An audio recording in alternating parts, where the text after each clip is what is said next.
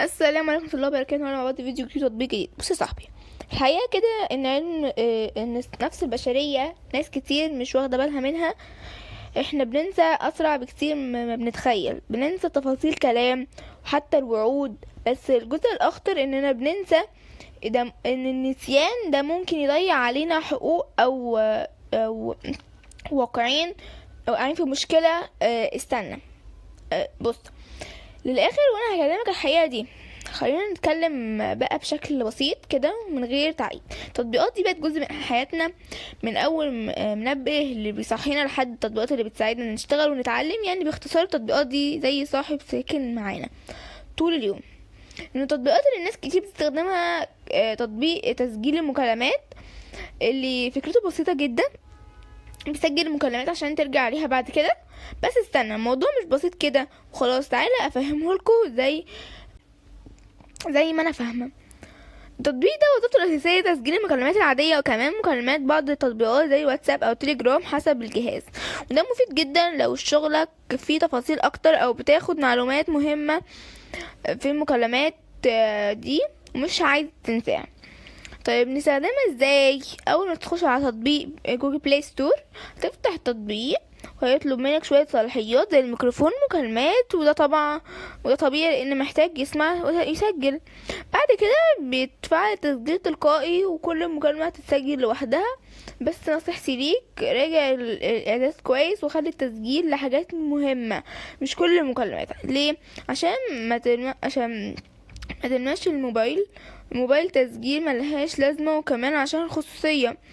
نيجي بقى للمميزات اللي بصراحة مفيدة جدا. تسجيل التلقائي من غير ما تضغط عليه، جودة الصوت كويسة في أغلب الحالات، إمكانية حفظ أو قفل التسجيل معين بالكود، بيشتغل من أكتر من نوع مكالمات، وسهل جدا في استخدام، مش محتاج عبقرية يعني.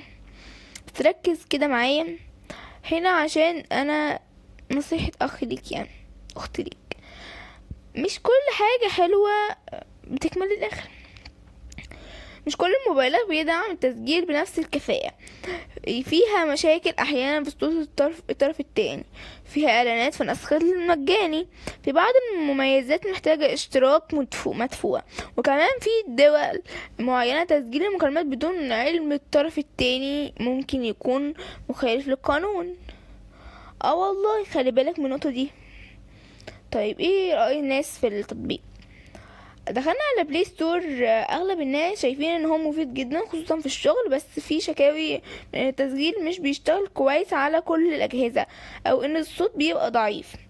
اخر تعليق تفاعلت مع الناس، المستخدم بيقول تطبيق ممتاز بس مش ثابت على كل الموبايلات، ودي حقيقة جدا. خليني اقول لك حاجه مهمه جدا. التطبيق مجاني، بس بيكسب ازاي؟ عن طريق الاعلانات والاشتراكات المدفوعه، احيانا خدمات الاضافه يعني مش ببلاش 100%، بس انت بتدفع بطريقه غير مباشره.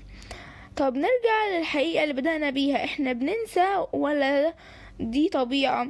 بس التكنولوجيا بقت بتساعدنا نفتكر التسجيل وتحفظ عن تفاصيل ممكن تضيع، بس في نفس الوقت لازم تاخدها بوعي. مش كل حاجة تتسجل ومش كل حاجة تتقال تتحفظ. يعني استخدم التطبيق عشان يحميك مش عشان يوقعك. وفي الاخر يا صاحبي، لو الفيديو ده فادك او حسيت انه بكلامي بجد، ما تنساش تعمل لايك وشارك في القناة عشان دايما اقولك الحاجات اللي ممكن تنفعك وتحميك كمان. سلام.